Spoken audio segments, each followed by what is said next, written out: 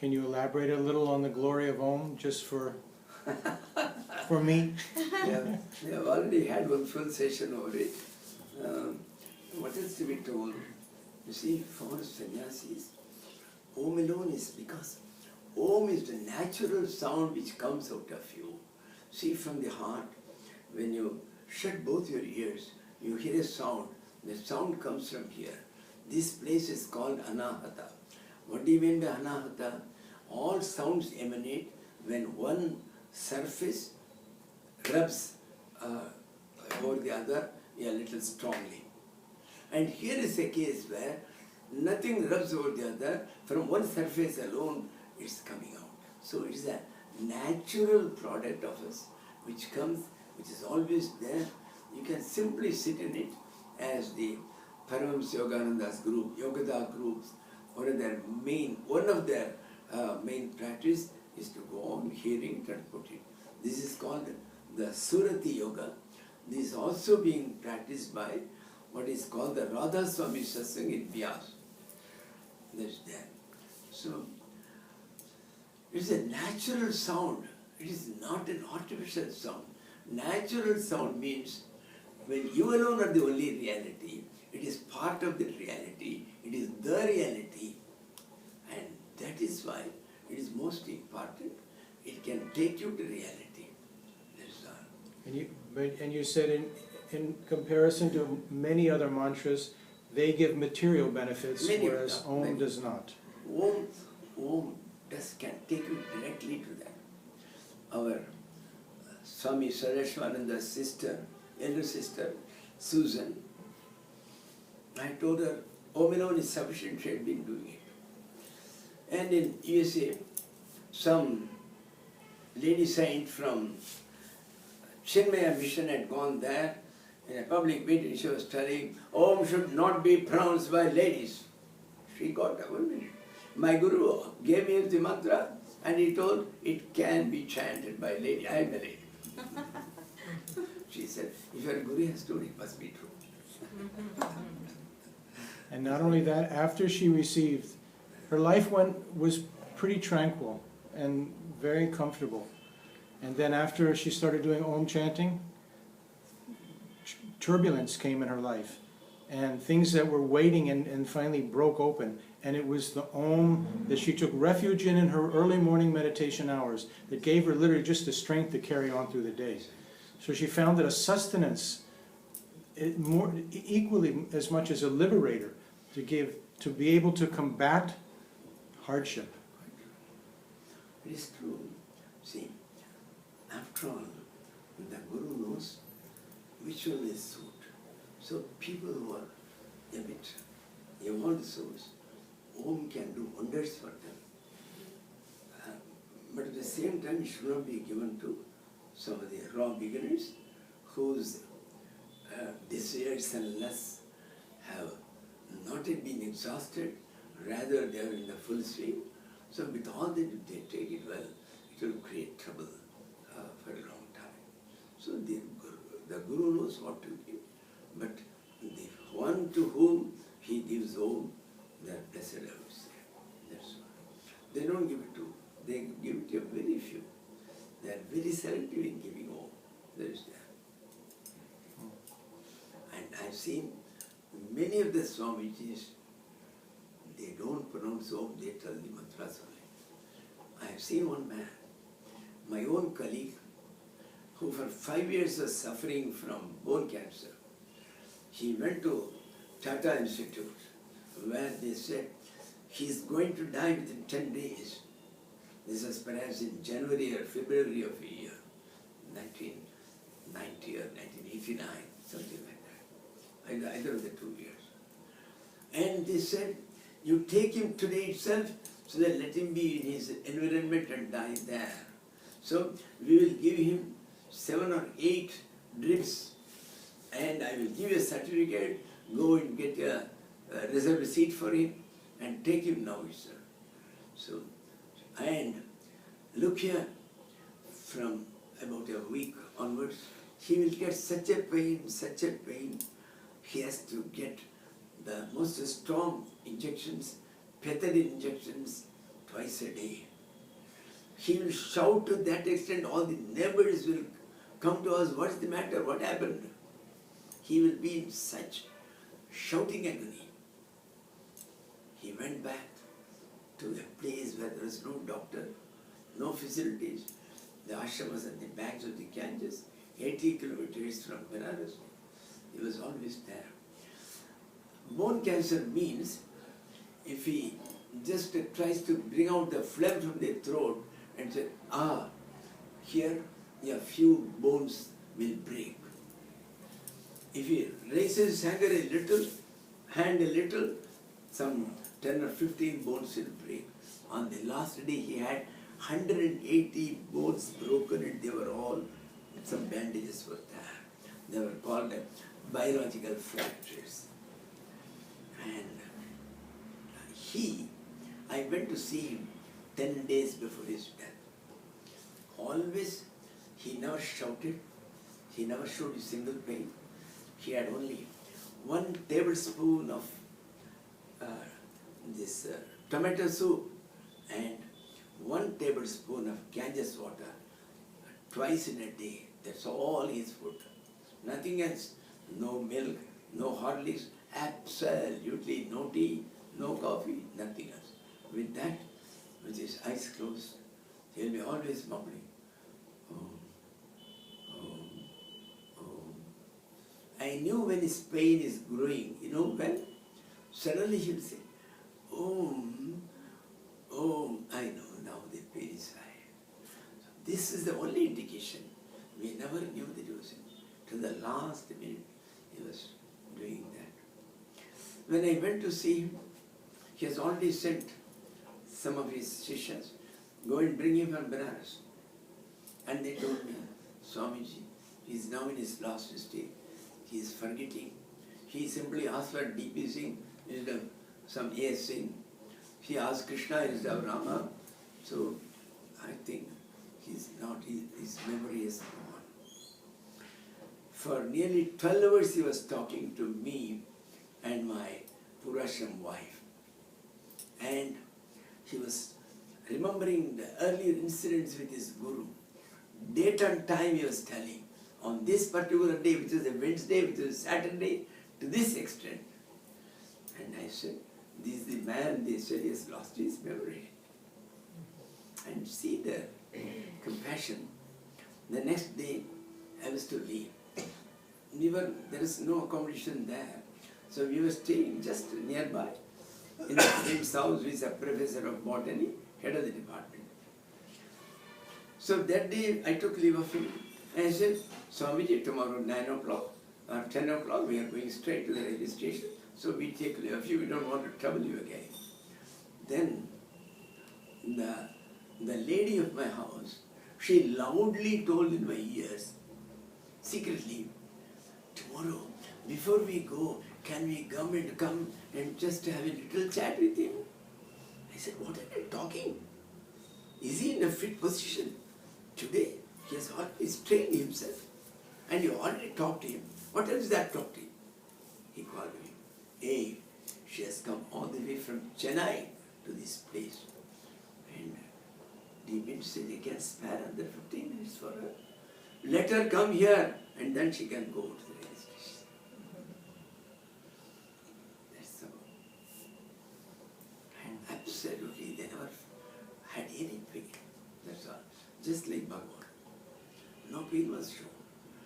Those fellows said, he is going to die within 10 days. He remained for 7 months from that day. That's all. Absolutely no. He will never raise his voice, not to speak of shouting. Yes, I had another friend, the Chief Postmaster General is coming this Saturday. His brother, he was a bachelor, thoroughly devoted to Ramakrishna. During the last days, 3 nights, he was shouting with agony so much that all the houses were asking, what is happening, what is happening? That is there. And just one day earlier, she rang me up. She said, what can I do? Tell me to minimize the agony. I told him. because he was falling down from the car. He has been put down below only. I told him, your Ramakrishna Paramhansa at the higher level, they have put it at these levels. Ask them to remove it, put it at your eye level there in the steam. Whenever you are open eyes, you should be able to see. That's all. At all times, don't worry, your agony will come down. What shall I do? You told me the other day, I told my younger brother, he has not done anything. Then immediately, his younger brother came on the phone. Swamiji, he never told me. Now I will do it within about 10 minutes time. He did it, again rang me up. Swamiji, I have put it in that level. Really? The next day, he again rang me up. Swamiji, at least about 30 to 40% the pain, I got the relief. Whenever I open my eyes, I just see towards it and rewind. I mean, my eyes glued to it for a few minutes. It did relief. That's all. Talking about death experiences brings to mind the urgency of doing something while we have the strength of mind and body to move forward. Move forward. Heighten our minds. All the strength is given by the Lord. But due to the prarabdha, whatever you have to suffer, we have to suffer.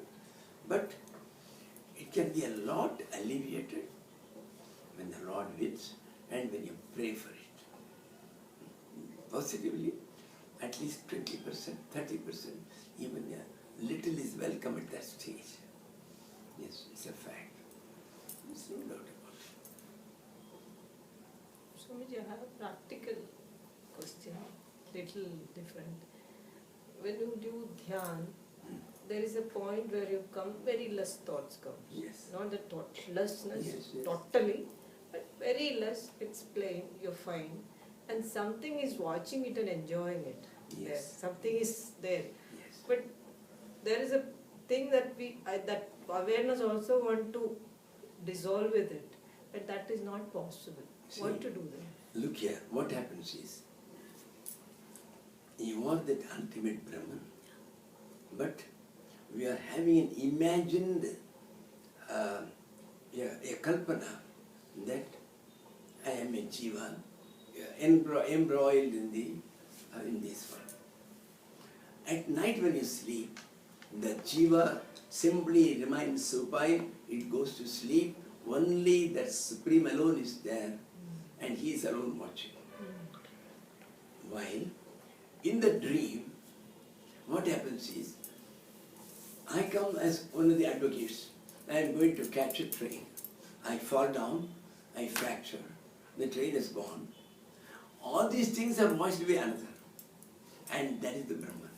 So then what happens is, Jiva and Brahma look separate to us.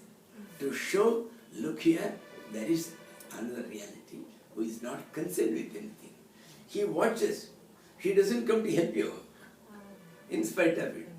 And in the daytime, both are together, you don't know the difference. See, this is how it is. Similarly in Dhyan, you are still having the body sense. Only when you go to the higher stage of Samadhi, the savikalpa Samadhi, then also the body sense persists. Only when you go to the nirvikalpa Samadhi, that the body goes away. Till that time the body remains. So at that time in Dhyan, I am doing the meditation, I am seeing the peace. So all these things come. It is that which is looking at it. The rest is being done by a jiva. That's all. But by doing it, when you go into the Samadhi stage, both will automatically do it. Naturally. Till that time, there will be remaining separate. That's there. You can't help it. But that definitely tells you, yes, there is something else greater than you, with which you have to be more intimate. That's all.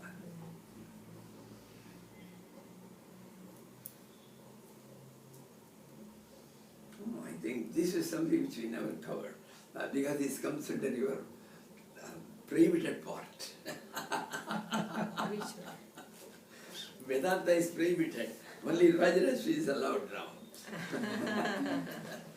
That's why I said something different. Maybe I've never heard it. No jnana. No jnana. Jnana is there. No jnana. Eh? Jnana is. See, when you go to the mother, all jnana comes. Is she going to keep you only like all in this and come on, let us go to the hotel and all that? She is meant for jnana. But here you think you get it from there. In the other cases, the jnana, because the jnana is your nature, so it comes up. That's all. See, ultimately there is no difference. It looks as if there is a difference. But in both the cases you get the jnana. Otherwise, why should we unnecessarily go to, why should Rameshwar Prabhu Sahib talk of Kali? And if you had no jnana, then why should we respect him at all? It's not so. It automatically comes. Both are giving. In one, you have to work hard for it. In the other, simply say, Mummy, Mummy, and you get it. That's the difference. Yes. The great disciple of Mahatma Gandhi, Vinoba Ji. Vinoba said that the flower of bhakti, the full manifestation of consciousness, the flower of bhakti comes, the flower of jnana comes from the bud of bhakti. That's what I told you. See, when you are devoted to the mother gives you everything. She doesn't spare herself. So, jnana is part of her. Jnana is her form. So, she gives that form. You are seeing an imagined form.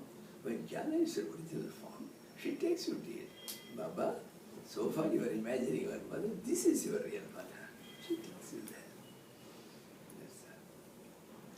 See, Swamiji, I remember you said that the mother makes that form of jnana, but she also gives the form which you can approach through bhakti, because what must happen is we must learn to love it. And it's more difficult to love that form of jnana, easier to love the form of bhakti, and once we become full in that, then it's easy to move. See, it all depends on the constitution and what you have done in the previous birth. For one it will be easy. What is easy for one could be difficult for another. Because he has been doing vichara from a long time, so he automatically strikes into jnana. So we can't say definitely. This is only easy, this is only short. There is nothing like that at all. It all depends on the individual. Even with the mantras, we ask him, what's your Ishta Devata? And then we give it. That's there. So we don't just give him, simply because some mantra is greater than others, no, I will give only that mantra. We don't give it. Because we go according to his temperament, because he has cultivated it in the previous birth and all that. It will be easy for him to follow. That's the thing.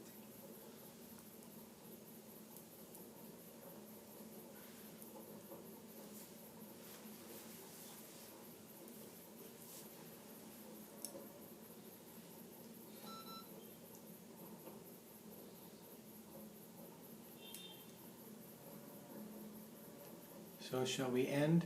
Sure. Oh, Yes. it's tired. You're going to